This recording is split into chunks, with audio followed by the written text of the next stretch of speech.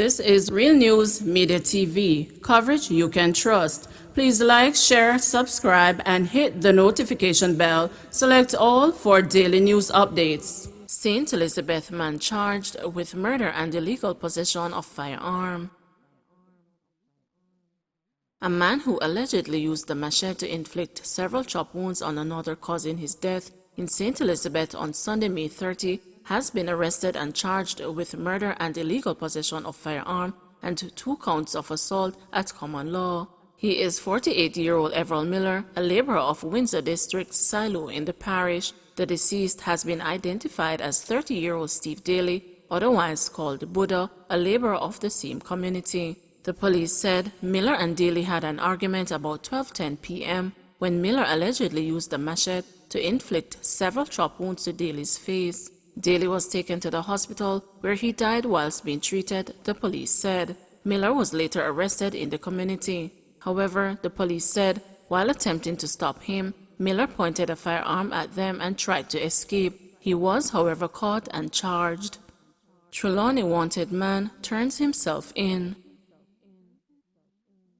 A man who has been on the run for over 2 years finally turned himself into the police yesterday and was subsequently charged with illegal possession of firearm and shooting with intent stemming from a September 2018 case. He is 27-year-old Rasheen Campbell, otherwise called T-Man, a laborer of Bounty Hall in Trolloni. Campbell was reportedly pointed out on an identification parade after he turned himself in. The police said Campbell's charges are in relation to an incident that occurred about 11:30 p.m. on September 4, 2018. It is alleged that officers were on operation in the Bounty Hall area when Campbell opened gunfire at the police party and then escaped.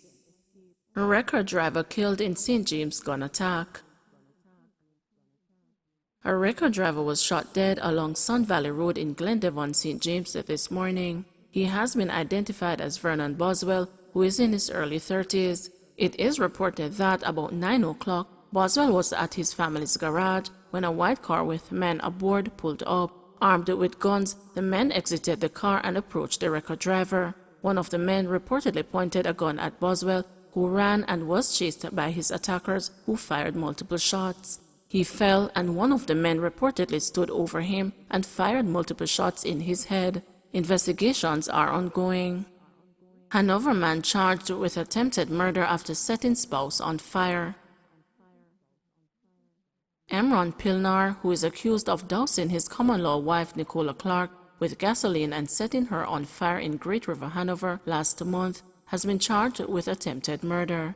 Pilnar was held 2 weeks ago at the Savannah Lamar Hospital while seeking treatment for injuries he received during the May 19 incident. It was reported that the couple had an argument at the woman's shop. Pilnar reportedly left and returned with gasoline, which he threw on the woman and the one-room structure. He allegedly used a lighter to set Miss Clark and the shop ablaze.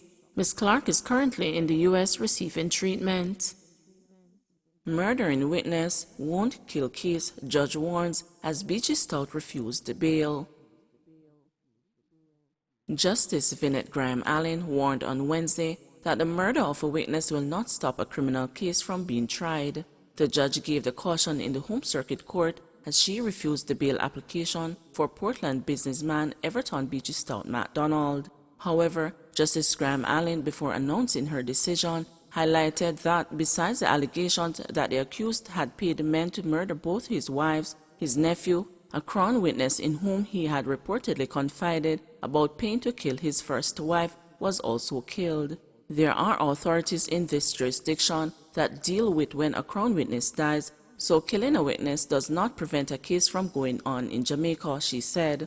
The 67-year-old accused is facing 2 counts of murder in relation to his first wife, Merlene, who was killed in May 2009, and Tonya, his second wife, who was murdered last July. Oscar Barnes is charged along with MacDonald in Tonya's murder. Her partially burnt body was found with the throat slashed beside her torched car along the Sherwood Forest Main Road in Portland. Another man, Devlin Minot, said to be the contract killer, was also arrested and charged but pleaded guilty in the Home Circuit Court last September and was sentenced to 19 years in prison. The contract killer, in a witness statement, claimed that he was offered $3 million by MacDonald to end his wife's life, but Minot revealed in the statement that he had hired another man, Barnes, to carry out the crime and that he watched as the man repeatedly stabbed the 32-year-old businesswoman. In the first matter, a cold case, Merlene was shot in the head and chest outside her home in Bound Brook, Portland. It is alleged that Beachy Stout had paid a police detective to kill her after their marriage crumbled and she left the matrimonial home.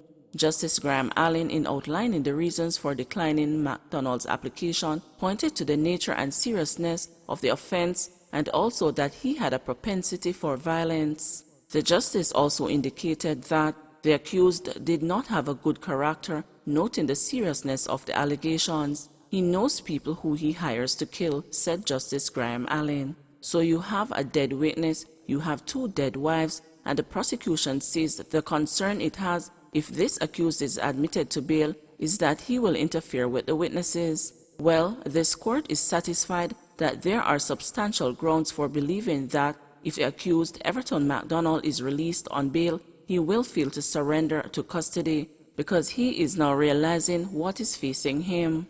MacDonald, who appeared in court via Zoom, was remanded until September 23. Barnes, whose address is still to be verified, has not yet been released on bail and will return to court on July 20. 9 arrested for various offenses in St. Thomas. Snap raids carried out in sections of St. Thomas on Wednesday resulted in the arrest of 9 persons. The operations were targeted at wanted persons, dangerous drugs, illegal guns and ammunition, illegal bookmakers, lottery scammers, and persons abstracting electricity. The police were joined by technicians from the Jamaica Public Service Company. The 9 individuals were taken into custody for offenses including abstracting electricity, possession of ganja, smoking in public, and illegal bookmaking. 1 man was arrested on a bench warrant. The police say 4,000 feet of electrical wires were removed by the GPS technicians.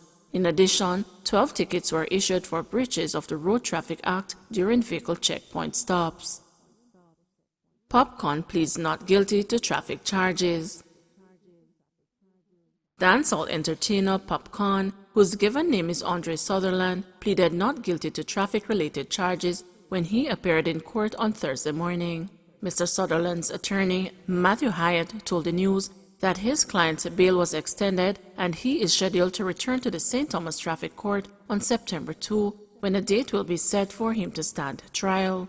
The police reported that in April, they intercepted the entertainer and his entourage on River Road in the community of Bath. Popcorn was allegedly seen driving a motorcycle in a careless manner. He was prosecuted for other breaches, including driving an unlicensed motorcycle, driving without insurance or fitness, no fixed registration plate, and driving without a helmet. St. James Carpenter on gun and ammunition charges. 32-year-old Howard Simon, a carpenter of Mount Salem, St. James, has been charged with illegal possession of firearm and ammunition in connection with the seizure of a handgun in his community yesterday. The police said officers were on duty when they reported they observed a man attempting to flee when he saw them about 8 p.m. Simon was then accosted, searched, and a .38 revolver, 4.38 rounds, and a 19mm round of ammunition were found on him, the police said. He was arrested and charged after an interview. St. Catherine wanted man held for murdering his best friend. A St. Catherine man who was featured on the police most wanted list for allegedly shooting his best friend to death on February 12 of this year was apprehended by the police earlier this week. The police say the accused, 27-year-old Rajiv Norman, otherwise called Max or DJ Dean, was held on June 1 in the Riverdale community of St. Catherine. Reports are that about 11:15 p.m. on February 12, the accused and 37-year-old Ryan Santo, who is his close friend, got in an argument at a section of the community called Berwick District. Norman reportedly left the location and later allegedly returned with a handgun, which he used to shoot Santo multiple times. He then fled the scene, after which the police were summoned and the victim rushed to the hospital, where he was pronounced dead. Please remember to like, share, subscribe, and hit the notification bell. Select all for daily news updates.